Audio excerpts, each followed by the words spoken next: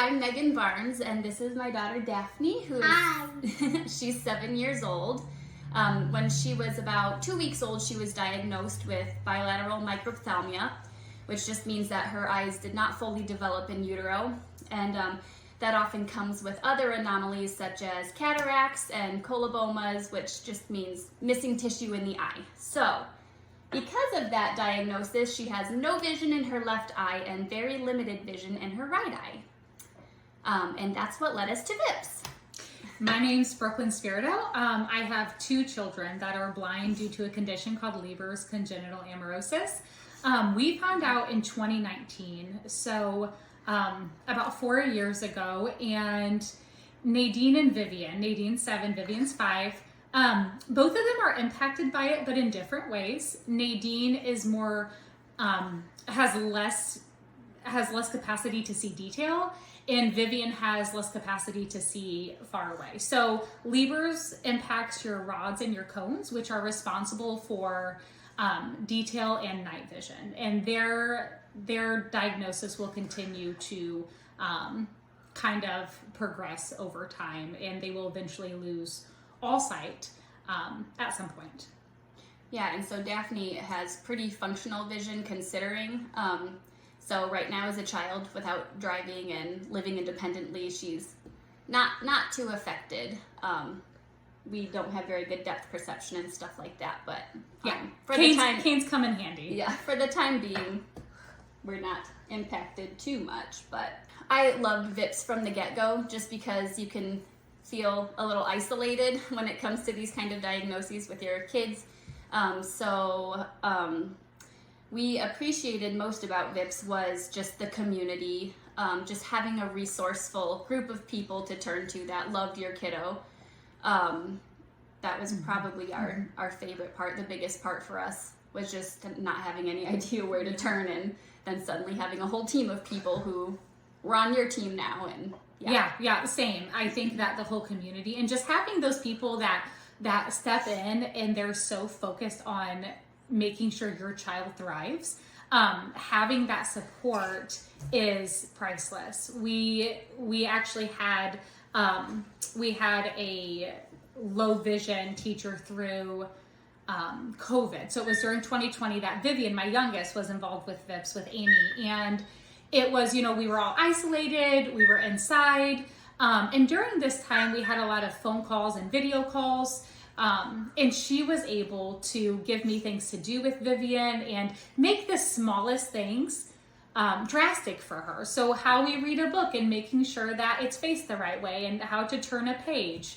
and how to describe stuff to her, just things that as a sighted person you wouldn't think about. I loved that VIPS really helped teach our children really how to thrive and do well in the world.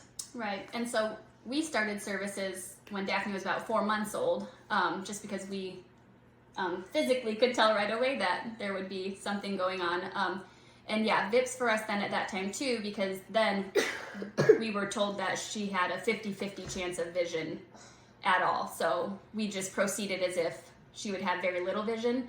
And VIPS, I remember telling us right away, they told us this story about the green bowl on top of the refrigerator. You can tell a sighted child, oh, hey, let's get the green popcorn bowl from on top of the refrigerator. Well, how do you explain that to a visually impaired child? And so that's kind of what set the tone in our household, and how to speak to Daphne, describe everything, and stuff like that. So that was really helpful for us from the day-to-day.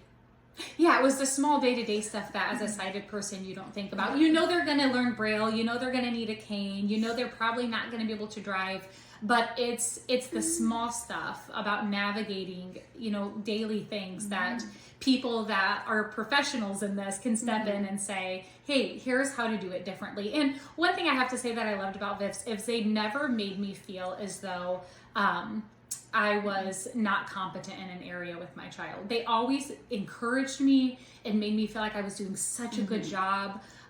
So anytime we got off the phone with Amy, I just always felt just really full of just kind of energy and how to move forward and things to do. And I felt motivated by it. So overall, I loved our experience with VIPS, and I wouldn't trade it for anything. I think it was it did some really huge things in Vivian's life and really changed my whole perception on how to view blindness.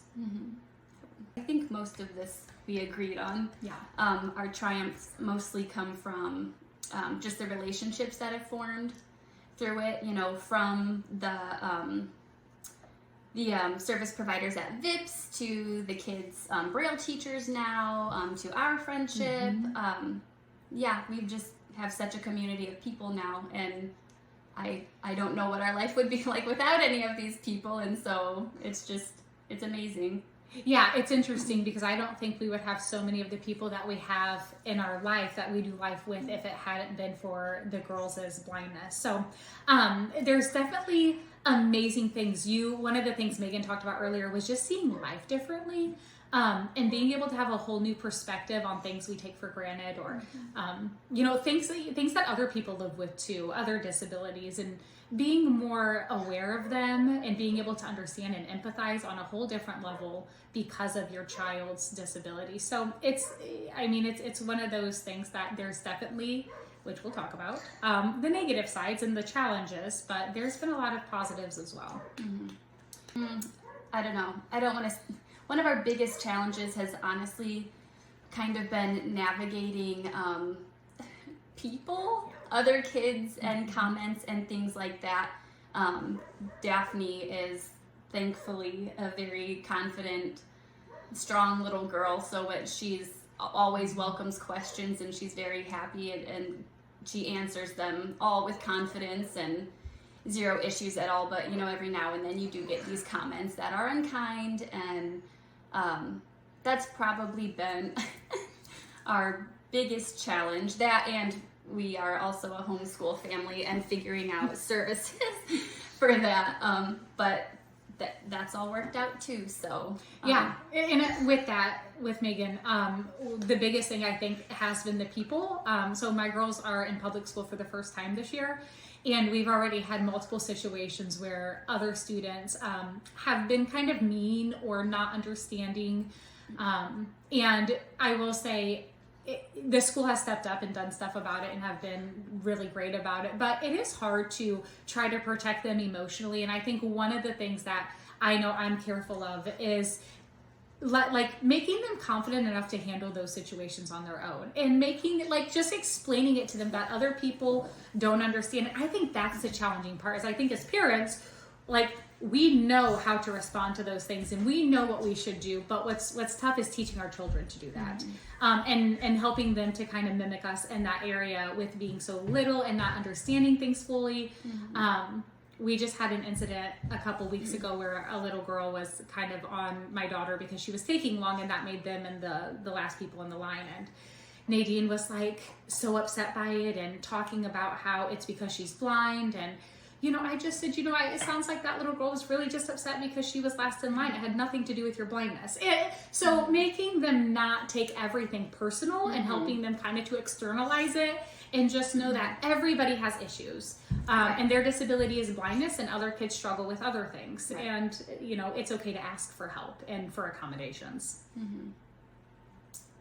Yeah, so we were in 2020 invited to one of the local Braille teachers. We were in the same school system at the time. Invited us. She does a low vision blind. Yeah, a blind low vision picnic every spring, and she just brings all of the families in the area together.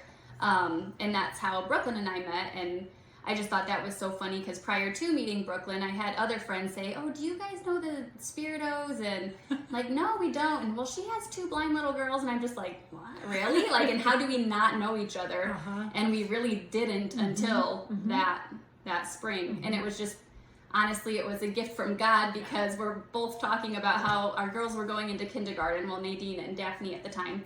And we both wanted to homeschool, and we just couldn't figure out, the services and everything that went along with homeschooling and how to get the girls the resources they need. And so we just navigated it all together. Yeah. It was pretty amazing. And so that's how we really bonded over it all. And it has been really nice because I know I have, so Brooklyn's a counselor. So on many occasions I will reach out to her and say, "Hey, we had this incident happen. Like, how should I handle this with Daphne? And so that's been really nice. Yeah, no, we've become really like best friends since meeting, and I always say it's so nice to have other kids with visual impairments in your life, because then your children don't feel so isolated or like they're so different. So when Daphne and Nadine are the same age, and when they're together, like, they can talk about Braille and they can talk about what they can see and what they can't see, and it's nice for them to feel that they're not abnormal, or they're not